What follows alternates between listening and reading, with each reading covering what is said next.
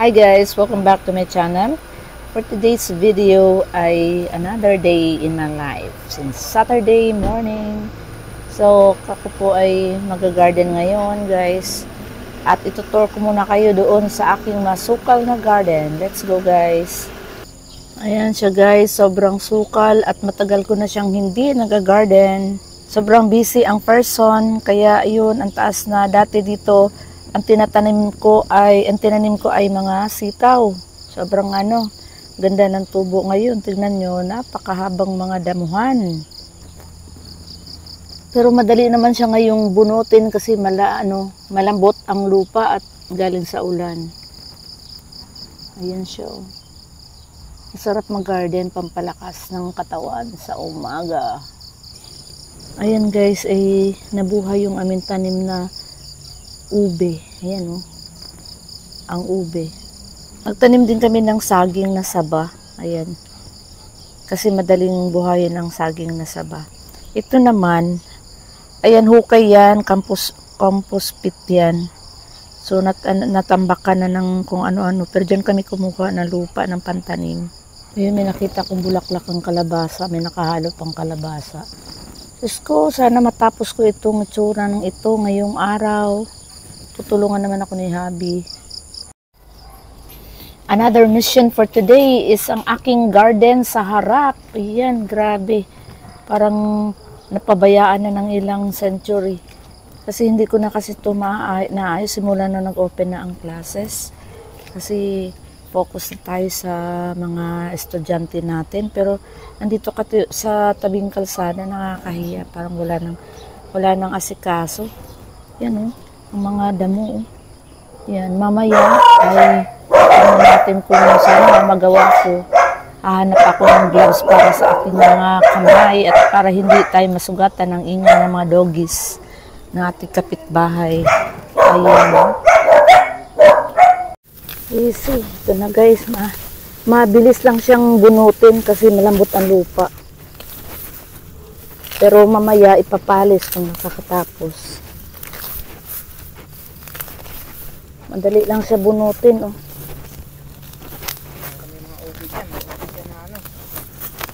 May mga ubi. Ikaw na magtapon. Pati yung mga kahoy, Aray ko po. Anong oras dyan?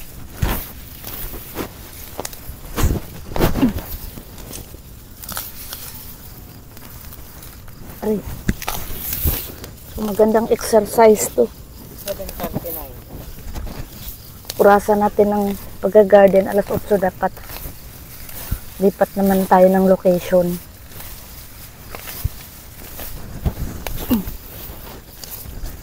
Yung mga kalabasa. Ingatan natin. Hindi masali paghugot. Kasi ang garden talaga. Dapat may daily. Weekends. Every weekends kasi talaga linisin. Kasi lalo na pag naulan, mabilis mabilis tumubo yung mga damo.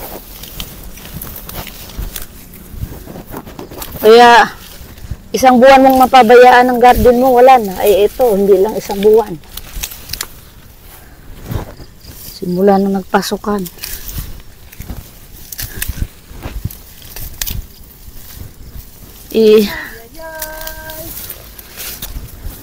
Sa mahal ng mga gulay. Ang alin?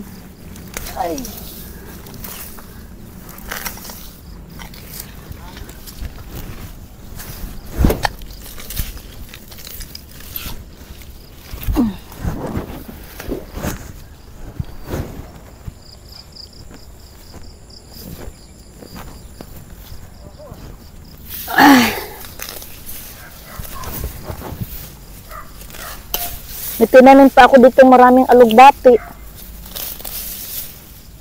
Nabunot na. Sabi nila kasi yung alugbati, maganda daw yun sa may GERD. Hyperacidity ba? Yan tubo.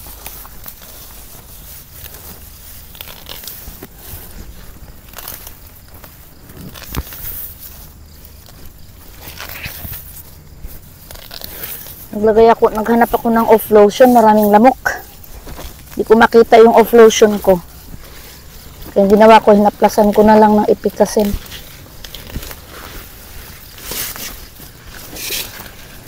Ang mga bulaklak naman pala ng kalabasa, yung mga lalaki.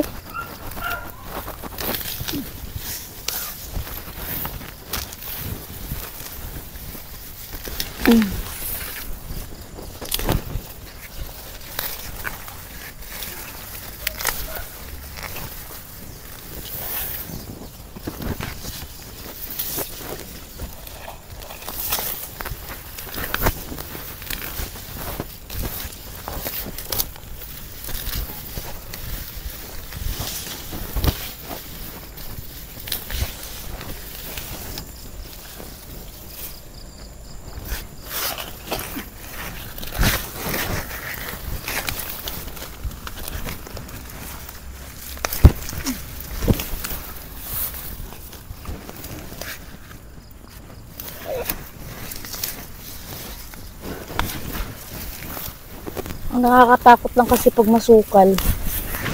Ahas.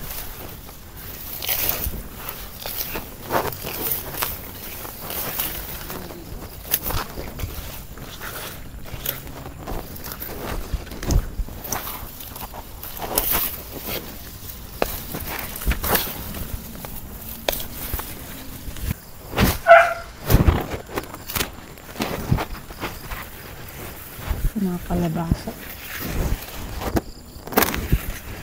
Ay.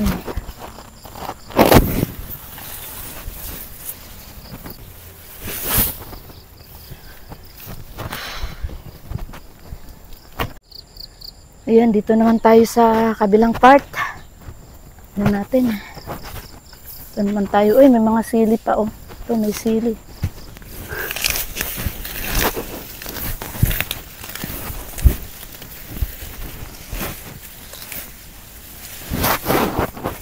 Daming lamok.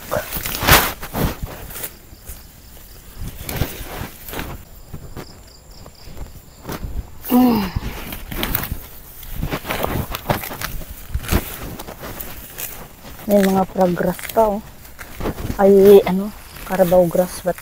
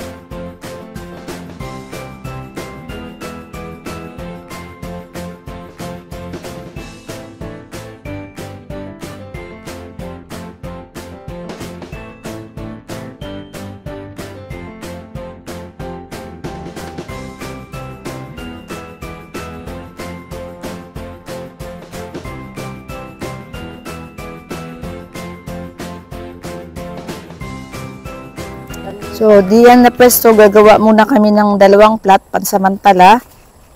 At para naman may output na tayo habang i-expand natin yung garden. Sayang din naman kasi yung panahon na habang naglilinis, dapat meron na rin nakatanim. Yan, maganda talaga maglinis kapag may rake. Kasi ang bilis lang. Ang bilis ni Habi, oh. Pero walang linya eh. Dapat linyahan para straight naman yung plot natin. Relax.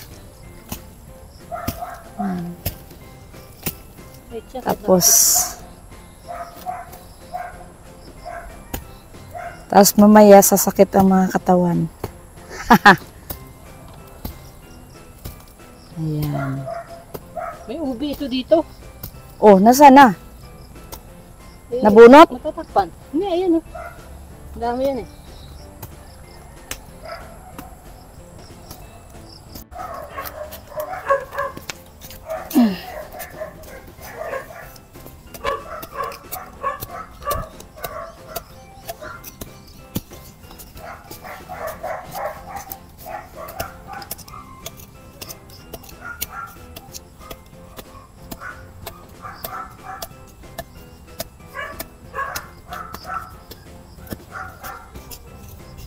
Kaya ayaw kong mag-ano ng ganito kalaki, oh.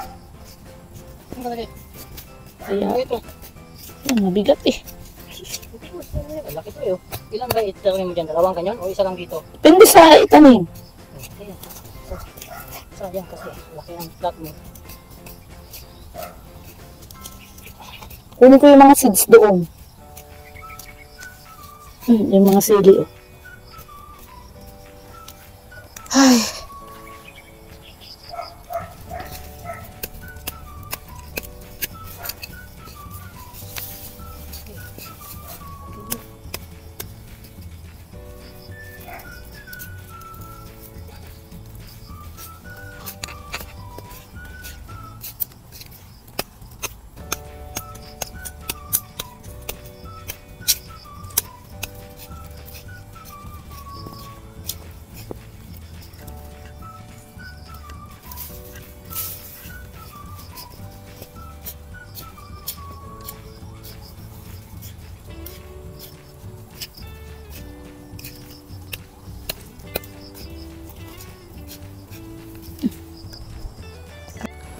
Ala, merong ano, tinanim kong kamote, merong laman. May nakuha na akong isa.